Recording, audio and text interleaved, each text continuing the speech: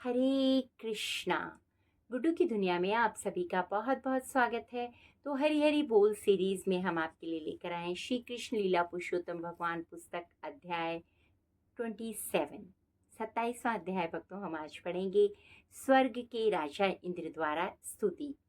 तो उससे पहले हम गुरुओं को प्रणाम करेंगे, फिर हम पाठ को आरंभ करेंगे। तो करते हैं गुरुओं को प्रणाम। नमो विष्णुपादाय कृष्णपृष्ठाय भूतले श्रीमते भक्ति वेदांता स्वामी इति नामिने। नमस्ते सरस्वती देवी गौरवाणी प्रसारिणे निर्विशेषा शून्यवादी पाश्चात्य देशतारिणे। ॐ अज्ञानतिमिरान्धस्य ज्ञानानञ्जनशलाकया चक्षुर्मिलितं येन तस्मै श्रीगुरुवे नमः। श्रीचैतन्यमनोभीष्टं स्थापितं येन भूतले स्वयं रूपा कदा मह्यं ददाति स्वप्नकान्तिकं वन्देऽहं श्रीगुरु श्रीयुतपदकमलं। श्रीगुरुर्वैष्णवांशा श्रीरूपं साग्रजातं सहगण रघुनाथविन्तं सजीवं सावधेतं सावधूतं परिजनं सहितं श्रीकृष्णचैतन्यदेवं श्रीराधाकृष्णपादान् सहगण ललिता श्रीविशाखाविकांगशा।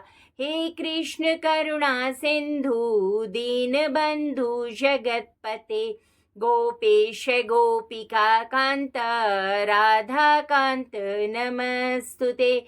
तप्त कांचन गौरांगी राधे वृंदावनेश्वरी वृषभानुसुते देवी प्रणमामि हरिप्रिया। वाञ्छाकल्पतरुभीष्टं कृपा सिन्धु महेवशा पतितनां पावनेभ्यो वैष्णवभ्यो नमो नमः। जय श्री कृष्ण चैतन्य प्रभु नित्यानंद श्री अद्वैत गदाधरा शिवासादि गौर भक्तवृंद। हरे कृष्णा कृष्णा कृष्णा हरे हरे हरे राम राम राम हरे हरे। जय श्री कृष्णा। तो भक्तों अब हम पाठ प्रारंभ करेंगे। स्वर्ग के राजा द्वारा इंद्र जो थे वो स्वर्ग के राजा थे, उनके द्वारा भगवान श्री कृष्ण की स्तुति की गई। पाठ का नाम है। तो प्रारंभ करते हैं। जब श्री कृष्ण ने गोवर्धन पर्वत उठाकर इंद्र के कोप से वृंदावन वासियों को बचा लिया, तो उनके समक्ष गोलोक वृंदावन में सुरभि गाय तथा स्वर्ग से राजा इंद्र प्रकट हुए। स्वर्ग के राजा इंद्र को श्री कृष्ण के प्रति किए गए अपने अपराध का ज्ञान था। वह चुपके से एक निर्जन स्थान में उनके समक्ष प्रकट हुए। भक्तों, जब इंद्र ने मूसलाधार वर्षा की थी तो वो जानते थे कि वो गलत कर रहे हैं। भगवान स्वयं श्री कृष्ण ही हैं, पर वो भी अपने अहंकार में चूर थे और वो भगवान को मान नहीं रहे थे उस समय, भगवान की शक्तियों को। लेकिन उन्हें इस बात का पूरी तरीके से ज्ञान था कि वो गलत हैं। तो वो चुपके से फिर पृथ्वी पर आए और एक निर्जन स्थान में उनके समक्ष प्रकट हुए। वह तुरंत ही श्री कृष्ण के चरण कमलों पर गिर पड़े।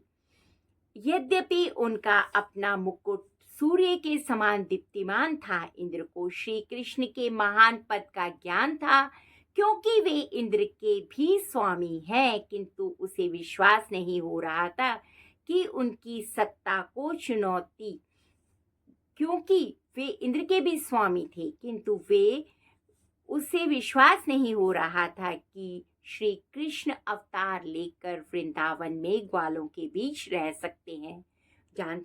मान तो रहे थे कि वो भगवान हैं, परंतु वो ये सोच रहे थे कि क्या भगवान इस तरीके से इतनी असुविधाओं के कारण वहाँ पर कोई उनको सुविधा थोड़ी थी वहाँ पे, लेकिन वहाँ पर रह रहे हैं और ग्वालों के बीच में रह रहे हैं, तो विश्वास नहीं कर रहे थे वो। जब श्री कृष्ण ने उनकी सत्ता को चुनौती दी तो इंद्र क्रुद्ध हो गया, क्योंकि वह सोचता था कि इस ब्रह्मांड का सर्वेसर्वा वह खुद ही है। वो खुद को ही मान बैठा था और मेरे समान कोई भी बलशाली नहीं है, ऐसा इंद्र सोचता था। किंतु इस घटना के बाद उसका झूठा अहंकार नष्ट हो गया। अतः अपनी अधीन अवस्था समझकर वह हाथ जोड़कर श्री कृष्ण के समक्ष प्रकट हुआ और इस प्रकार स्तुति करने लगा। हे प्रभु, झूठे अहंकार के वश में होकर सोचा कि आपने ग्वालों को इंद्र यज्ञ करने से रोककर मेरा अपमान किया है और आप स्वयं यज्ञ की सारी सामग्री का भोग करना चाहते हैं। मैंने सोचा कि आप गोवर्धन पूजा के नाम पर मेरा भाग ग्रहण कर रहे हैं, अतः मैंने आपके पद को गलत समझा। अब आपकी कृपा से मैं समझ गया हूँ कि मेरा आप परमेश्वर श्री भगवान ही हैं। अब इंद्र को समझ में आ गया था कि भगवान श्री कृष्ण स्वयं साक्षात नारायण हैं और समस्त भौतिक गुणों से परे हैं। आपकी दिव्य स्थिति विशुद्ध तत्व की है, जो सतोगुण के पद के ऊपर, और आपका दिव्य धाम भौतिक गुणों के उत्पाद से परे है। आपके नाम, यश, गुण, साज, सामग्री तथा लीला सभी इस प्रकृति से परे हैं और तीनों गुणों का इन पर कोई प्रभाव नहीं पड़ता। आपका धाम उसी को प्राप्त होता है जो कठिन सब तपस्या करता है और रजो तथा तमोगुण के प्रभाव से मुक्त रहता है। यदि कोई यह सोचता है कि आप इस जगत से में अवतरित हुए हैं, तब आप प्रकृति के गुणों को स्वीकार करते हैं और वह भ्रम में है। भौतिक गुणों की तरंगे आपका स्पर्श भी नहीं कर सकती, ना ही आप उन्हें स्वीकार करते हैं। आप प्रकृति के नियमों द्वारा कभी बद्ध नहीं होते। वो तो स्वयं श्री भगवान है, नारायण है, वो प्रकृति के गुणों से कैसे बन सकते हैं। हे स्वामी, आप इस दृश्य जगत के आदि पिता हैं, आप ही इसके परम गुरु हैं। आप सभी वस्तुओं के आदि स्वामी हैं। आप शाश्वत काल के रूप में अपराधियों को दंड करने के अधिकारी हैं। इस संसार में मेरे समान अनेक मूर्ख हैं जो अपने आप को परमेश्वर समझकर इस ब्रह्मांड का सर्वे सर्वा मानते हैं।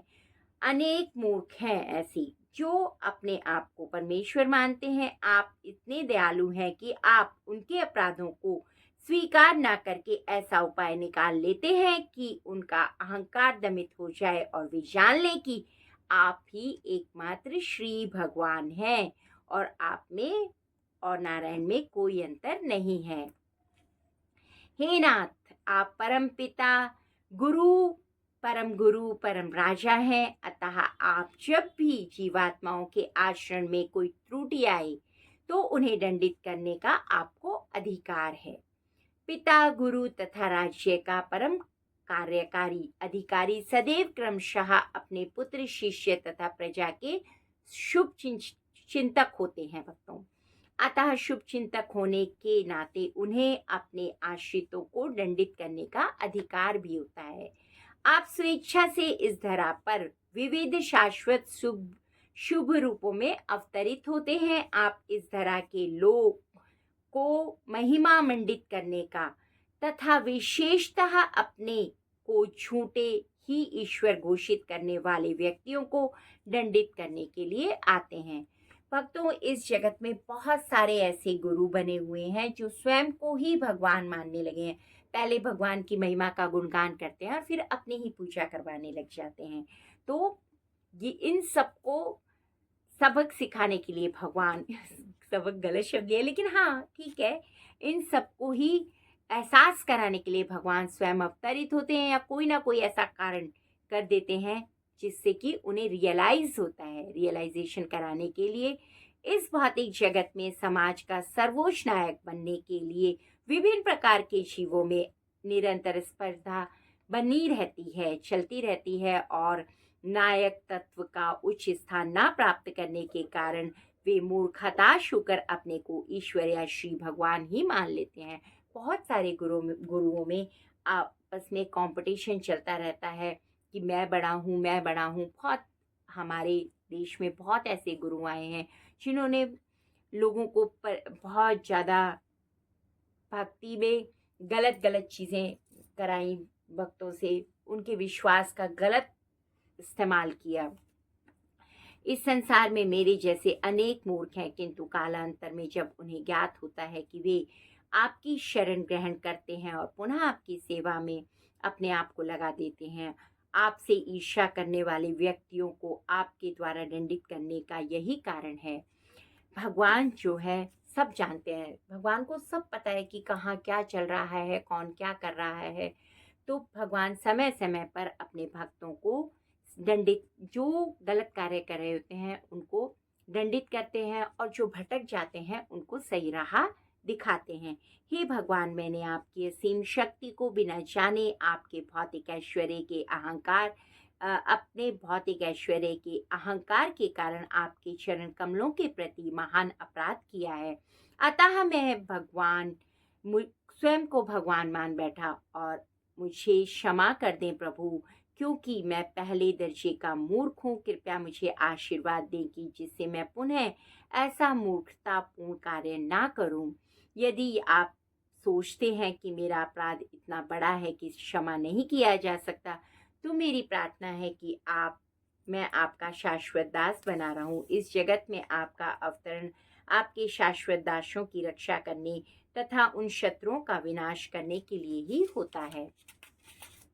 भगवान इसीलिए धरती पर आते हैं कि अपने भक्तों को, जो उनके भक्तों को परेशान कर रहा है, उनका विनाश करने के लिए, साथ में उनका उद्धार करने के लिए जो गलत कार्य कर रहे होते हैं, जो महान सैन्य शक्ति रखकर पृथ्वी को अपने भार से बुझिल बनाते हैं। मैं आपका शाश्वत दास हूँ, अतः मुझे क्षमा कीजिए। हे नाथ, आप श्री भगवान हैं। मैं आपको सादर नमस्कार करता हूँ, क्योंकि आप परम पुरुष हैं तथा परमात्मा हैं। आप वासुदेव के पुत्र तथा शुद्ध भक्तों के स्वामी परमेश्वर श्री कृष्ण हैं। आप कृपया मेरा दंडवत प्रणाम स्वीकार करें। आप साक्षात परम ज्ञान हैं। आप स्वेच्छा से कहीं भी अपने किसी एक नित्य रूप में अवतार ले सकते हैं। आप सृष्टि के मूल कारण तथा समस्त जीवों के परमात्मा हैं। मैंने अपनी निपट मूर्खता के कारण मूसलाधार वृष्टि तथा उपल वृष्टि कराकर वृंदावन में उपद्रव मचाया।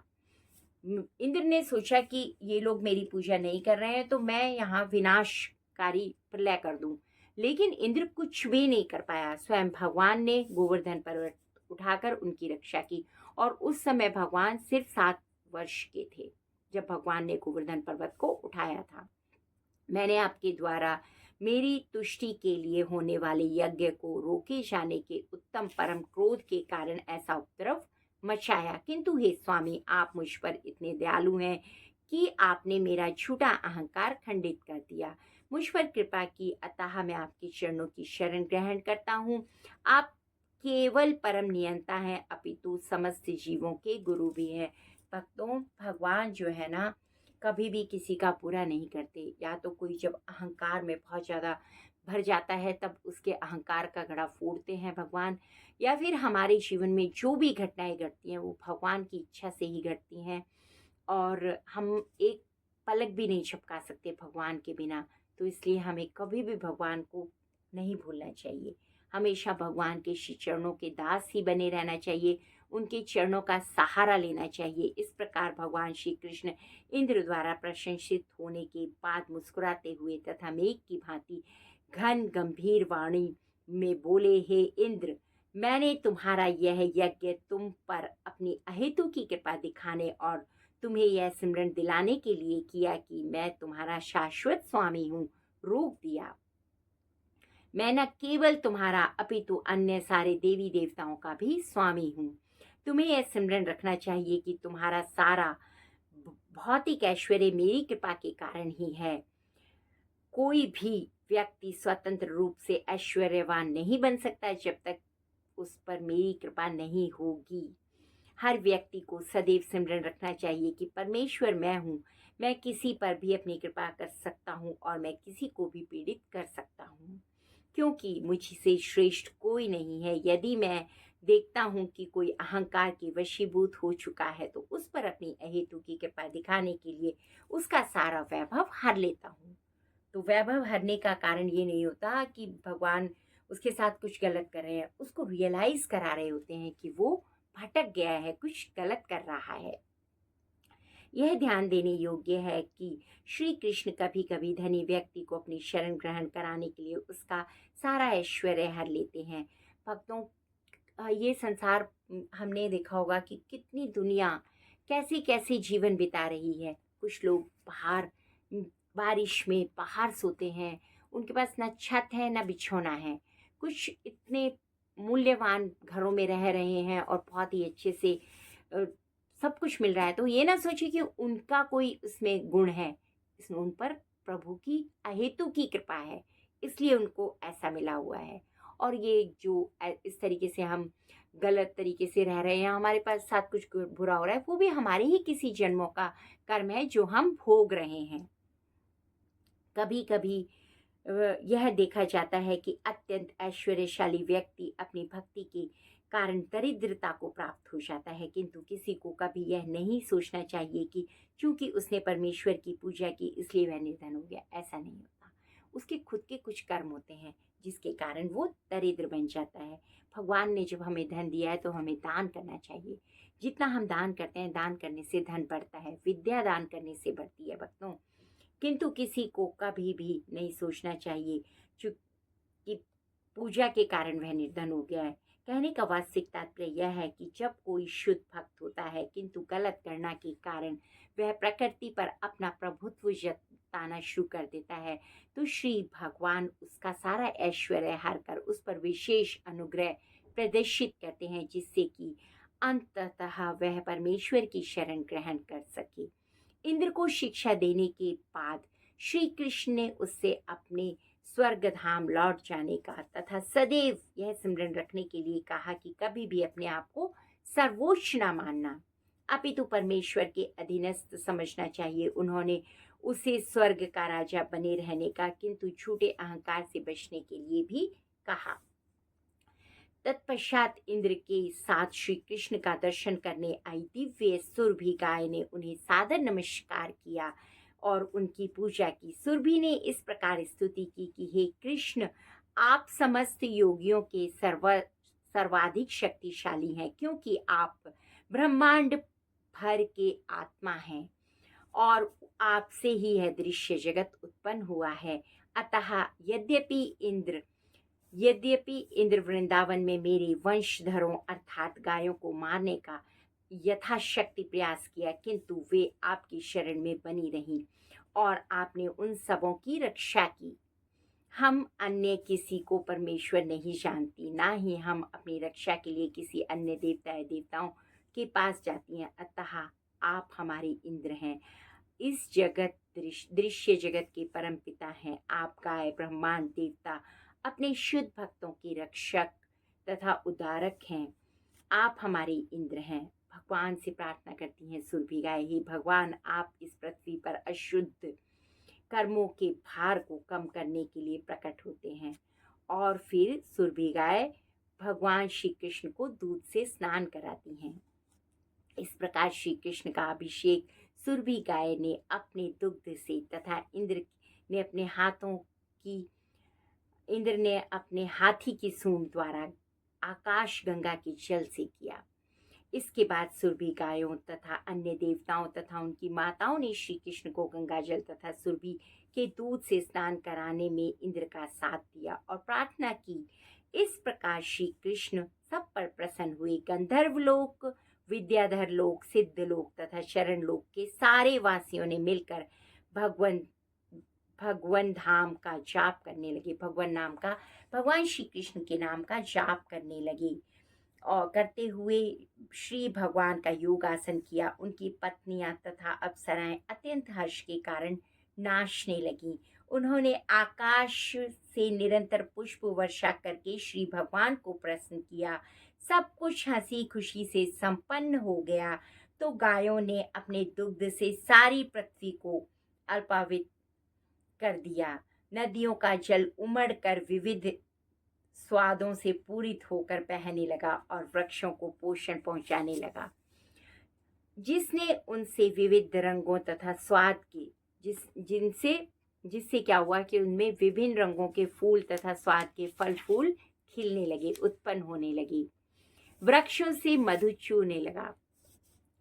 पर्वत तथा पहाड़ियां विविध औषधियों एवं बहुमूल्य रत्न उत्पन्न करने लगी। भगवान श्री कृष्ण की उपस्थिति के कारण ये सारी घटनाएं सुचारू रूप में घटती गई और अधम पशु जो सामान्यतः ईर्ष्यालु होते हैं ईर्ष्या रहित हो गए।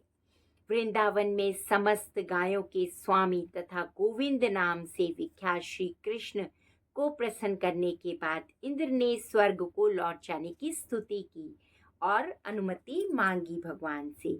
जब इंद्र आकाश मार्ग से जा रहे थे तो उनके चारों ओर देवता तथा इस महान घटना का ज्वलंत उदाहरण है और किस प्रकार कृष्ण भावनामृत से विश्व कल्याण होता है भक्तों। यहाँ तक कि अधम पशु भी ईर्ष्या भाव को भूलकर देवताओं के गुणों को प्राप्त होते हैं। तो इस प्रकार श्री कृष्ण लीला पुरुषोत्तम भगवान श्री कृष्ण के अंतर्गत स्वर्ग के राजा इंद्र द्वारा स्तुति नामक 27वें अध्याय के भक्ति वेदांत तात्पर्य पूर्ण हुए। भक्तों, अब मैंने इस पाठ को पढ़कर जो नोट्स बनाए उसके द्वारा मैं आपको कुछ बताना चाहती हूँ जो मैंने समझा है। तो भक्तों, हमने श्री कृष्ण लीला पुरुषोत्तम भगवान 27वां अध्याय भी पढ़ा। इंद्र और सुरभि द्वारा भगवान श्री कृष्ण की स्तुति, ये हमने अभी पढ़ा है। तो आज हम श्री कृष्ण लीला पुरुषोत्तम भगवान के 27वें अध्याय का पावन श्रवण हमने किया। इस अध्याय में भगवान श्री कृष्ण की असीम करुणा, उनकी दिव्य महिमा और भक्तों पर उनकी कृपा का अत्यंत सुंदर वर्णन किया गया है। गोवर्धन लीला के पश्चात देवराज इंद्र को अपनी भूल का बोध होता है। अपने अहंकार के कारण उन्होंने विरजवासियों पर प्रलयकारी वर्षा करवाई, किंतु जब भगवान श्री कृष्ण ने उनकी छोटी उंगली पर गोवर्धन पर्वत धारण किया तो समस्त ब्रजवासियों की रक्षा की। तब इंद्र को ज्ञात हुआ कि श्री कृष्ण कोई साधारण बालक नहीं है बल्कि स्वयं पुरुषोत्तम भगवान हैं। अपनी भूल का पश्चाताप करते हुए इंद्र भगवान श्री कृष्ण के चरणों में उपस्थित हुए और क्षमा याचना की। उसी समय दिव्य गौ माता सुरभि भी भगवान श्री कृष्ण के पास आई, उनका पवित्र दूध से अभिषेक किया और देवराज इंद्र ने ऐरावत हाथी की सूंड से गंगाजल अर्पित किया। भगवान श्री कृष्ण को गंगाजल से अभिषेक किया और उन्हें गोविंद नाम से प्रणाम किया। उस समय देवताओं ने आकाश से पुष्पों की वर्षा की और भगवान श्री कृष्ण की दिव्य महिमा का गुणगान किया। इस अध्याय से हमें भक्तों शिक्षा मिलती है, अहंकार चाहे कितना भी बड़ा क्यों ना हो, भगवान के समक्ष टिक नहीं सकता। अपनी भूल स्वीकार कर क्षमा मांगना महानता का लक्षण है। अगर हमसे कोई गलती हो जाती है और हम क्षमा मांग लेते हैं तो हम उससे छोटे नहीं हो जाते, उससे हम महान ही बनते हैं। भगवान अपने भक्तों की सदैव रक्षा करते हैं। विनम्रता, सेवा और समर्पण भगवान को अत्यंत प्रिय है। गो सेवा और धर्म की रक्षा सनातन संस्कृति का महत्वपूर्ण अंग है। भक्तों, भगवान श्री कृष्ण सभी देवताओं के भी आराध्य हैं और उन्हीं की शरण में वास्तविक कल्याण है। इस अध्याय का भाव है कि मनुष्य को कभी भी अपने पद, धन या ज्ञान का अभिमान नहीं करना चाहिए। जीवन में यदि कोई भी भूल हो जाए तो भगवान के श्री चरणों में विनम्रता पूर्वक माफी मांगनी चाहिए। भगवान अपने भक्तों के दोष नहीं बल्कि उनके प्रेम और समर्पण को देखते हैं।